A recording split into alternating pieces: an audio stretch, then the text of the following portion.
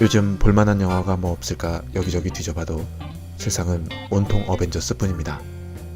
그래도 끈기 있게 더 뒤져보다 어느 날 구성이 꽤 괜찮다는 트레일러를 추천받았는데 그것이 바로 애프터매스입니다. 조금은 생소했던 단어라 사전을 찾아보다 예상과 다른 풀이에 한 번, 그리고 소리소문도 없이 함부르크 역에 내린 키이라 나이틀리에 또 한 번 놀라며 영화는, 아니 예고편은 시작합니다. 마중 나온 군인 키이라 나이틀리의 남편 역으로 나오는 제이슨 클락입니다. 혹성 탈출 통해 많이 알려졌지만 R등급 영화 머드바운드에서 가장 인상적인 연기를 펼쳤죠. 루이스와 레이첼 두 사람은 2차 세계대전이 끝난 직후인 1946년 독일 함부르크에서 재회한 부부로 나옵니다.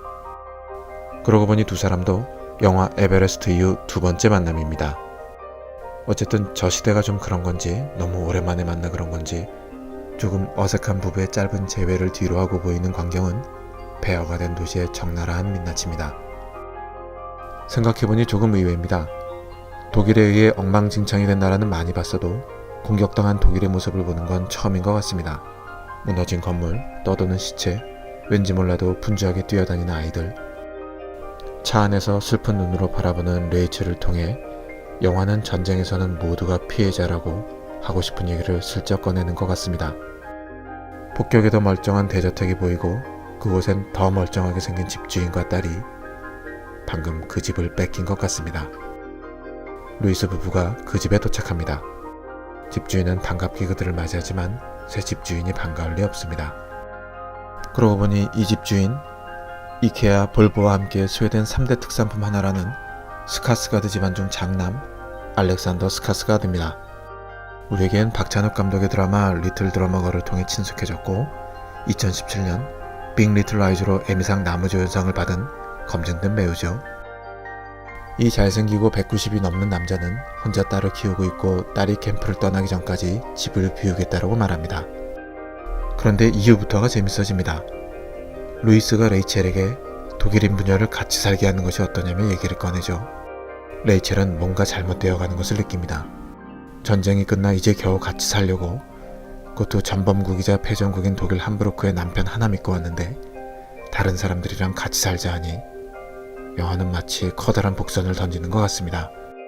영화가 어떻게 전개될지는 모르지만 레이첼을 몰아세워가는 모습은 그닥 좋아 보이진 않습니다.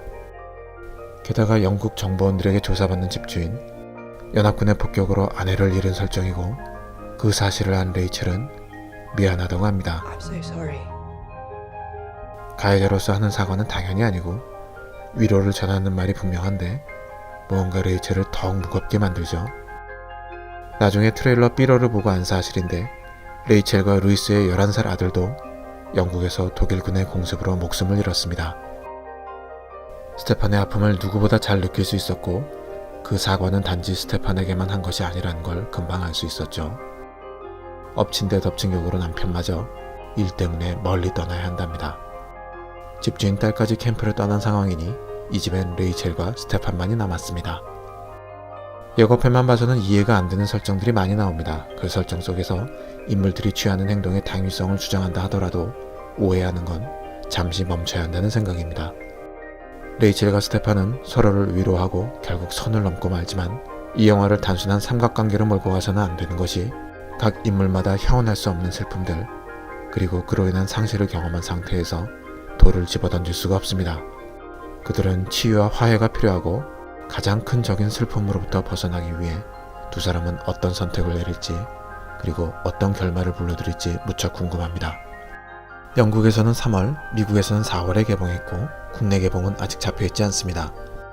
작품 구로는 눈이 무척 뛰어난 키이라 나이틀리의 안목을 믿고 큰 기대가 되는 건 사실이지만 로튼 토마토를 들여다보면 그리 좋지는 않습니다. 하지만 기대해도 좋을 듯한 이유는 키이라 나이틀리와 알렉산더 스카스가드의 호흡이 무척 잘 어울린다는 후기입니다. 절제를 기반으로 시작했지만 그들이 분출하는 로맨스는 욕망을 전달하기보다 고통과 슬픔에 초점을 맞춰 그들의 캐릭터를 관객들에게 충분히 공감시켰을 가능성이 크고, 뭔가 열쇠를 가진 것 같은 루이스의 비밀이 풀렸을 때 공감도는 더욱 커질 듯합니다. 꼼꼼하게 재현된 전후 함부르크의 모습과 패망한 독일 속에서 생존해야 했던 독일인들의 특별한 시각을 느껴보는 것도 색다른 경험일 듯합니다. 이미 제임스 켄트 감독은 2014년작 청춘의 증언을 통해 전쟁의 실상을 표현한 바 있어 어떤 울림을 제공할지 궁금한 것도 사실이지만, 이 영화가 이렇다 저렇다를 단정하기보다 지금까지 말씀드린 여러 이유를 기대하며 개봉을 기다리는 것이 좋을 것 같습니다. 숨겨진 이야기가 많이 남아있을 테니까요.